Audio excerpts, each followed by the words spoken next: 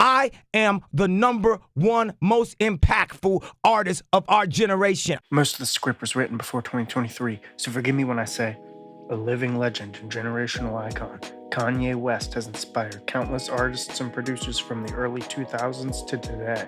He has reportedly been rapping since the 3rd grade, and in 1996, he would begin producing for the local talent.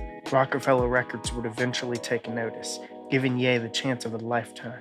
He would later go on to work with many artists such as Jay-Z, Kid Cudi, Chance the Rapper, and more.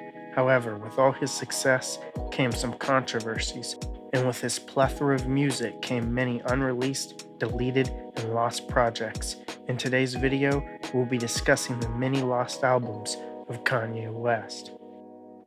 Starting us off at number 1, we have the leaked College Dropout. Although this may not qualify as a lost album, it seemed worth mentioning, as just months before Kanye would make his debut with the College Dropout, the album would be leaked in its entirety. This led to Ye reworking all the beats to include more of his signature Chipmunk soul samples, as well as adding classic Little Jimmy and School Spirit skits, which in my opinion made the album even more memorable. In the end, only 4 of the 15 songs would be released on the official College Dropout, including Breathe In, Breathe Out, Family Business, and Jesus Walks, with the lyrics for Self-Conscience being reused on All Falls Down. Ye also spit some lines from Wow at the end of Last Call, where he says, "I'm killing all these on some lyrical shit. Mayonnaise colored Benz, I push miracle whips." Next up, we have Kanye's Good Ahh Job. The second album on this list was actually going to be Kanye's 4th studio album and follow-up to Graduation, continuing his college-themed discography. Later replaced by the revolutionary 808s and Heartbreak, Good Ahh Job would be the first official album to go unreleased by Ye and his label. Before tragedy struck, this album was meant to follow Kanye after Graduation Day, where he would go on to impress his mother by landing a Good Ahh Job. The production was reported to be synth-oriented like Graduation, featuring more singing from West as heard in 808s and Heartbreak. However, after the passing of his mother, Donda West, and the end of his 18-month engagement to Alexis Pfeiffer, Good Ahh Job would be scrapped as Kanye's music shifted into a more emotional and melodic realm. He would also feature alongside Jeezy on his track Put On, with auto-tuned vocals, which became a huge focal point for the production on 808s and Heartbreak. Number 3, Winter, Spring, Summer, Fall. Upon releasing his 4th album, Kanye would begin to entertain the idea of a 4-disc project on CD that would represent the 4 seasons. This album, being titled after the annual seasons, featured 12 tracks, or 3 for each season. This album, however, would fall apart as many others to come, likely due to the Taylor Swift controversy at the 2009 Music Video Awards ceremony. In the 4th spot, we have a short soundtrack. Where it was finally time to make his 5th studio album, Kanye would begin working on a short film titled Runaway with director Hype Williams, whose email was hacked, causing this unfinished album to be leaked as a zip file online. The project, Record for Hype, was a much rougher mix of My Beautiful Dark Twisted Fantasy, also featuring the tracks That's My Bitch, The Joy, and Ghetto University, as well as 3 new beats, Chain Heavy, Sweat on My Face, and Holding Me Back. The best part is that the original leak supposedly contained a clip of Kid Cudi saying, "This copy is for Hype Williams, every 30 seconds. The 5th album on this list was teased back in 2007, presented as a joint project between Kanye West, Pharrell Williams, and Lupe Fiasco, self-titled with the group name Child Rebel Soldier. The first track was actually part of a promo mixtape for Graduation titled Us Placers, followed by Don't Stop, almost 3 years later, which was released to promote the upcoming My Beautiful Dark Twisted Fantasy album.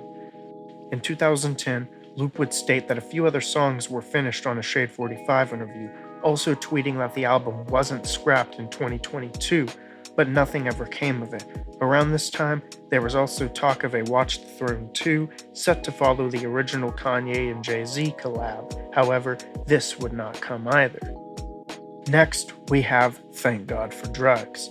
Thank God for Drugs was the original title of the 20-song album that became YEEZUS, following the story of a heartbroken man. However, Kanye believed that these extra tracks were greatly dragging down the album and would enlist the help of Rick Rubin to shape YEEZUS into what we have today, containing only half of the songs. He would also consider dropping a mixtape for the other 10 unreleased songs, known as the Lost YEEZUS EP or YEEZUS 2. During this period, he would make All Day with Paul McCartney, Piss on Your Grave, and 4 Seconds. However, after much work, the industrial soul sample fusion album would be replaced. As YEEZUS 2 would begin to take a different approach, the industrial influence of YEEZUS began to change into what would become Ye's next phase in production.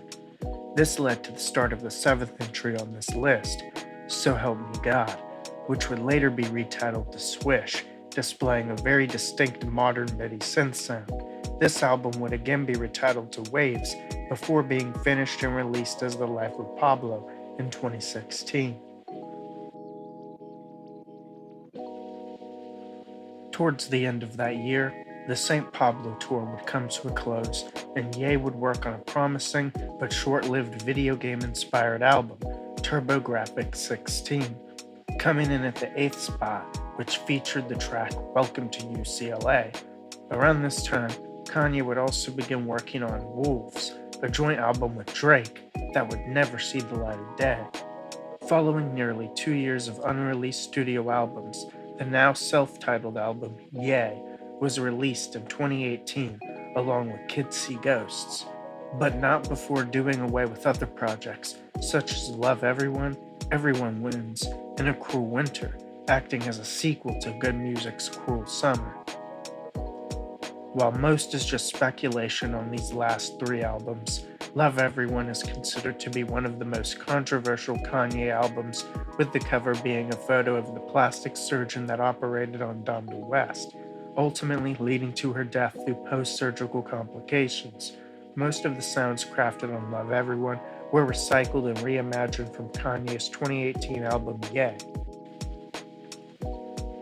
After blessing the public with the release of Kids See Ghost in 2018, which was rumored to have a Kids See Ghost 2 sequel, Kanye would go on another 2-year hiatus before releasing his 9th studio album.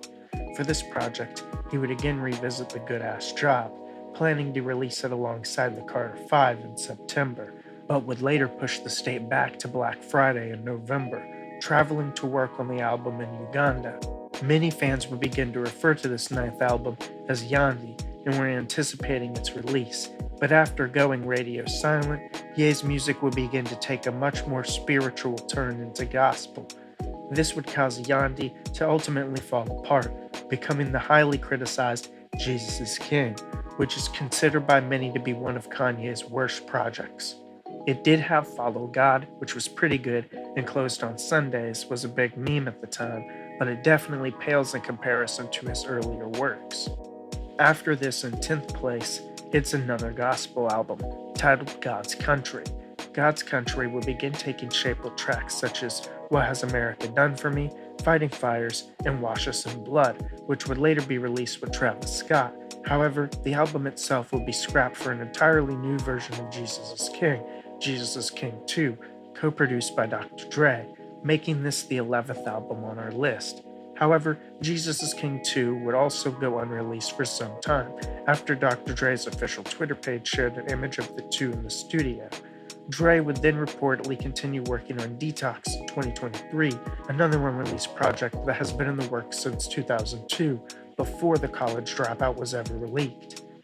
However, on September 29th, 2023, the full cut of Jesus is King 2 would surface online, being leaked on Kanye's official YouTube channel and re-uploaded to other sources. Although it was simply a reproduced version of Jesus is King 1 with some added features, I must say this project was far better than the original.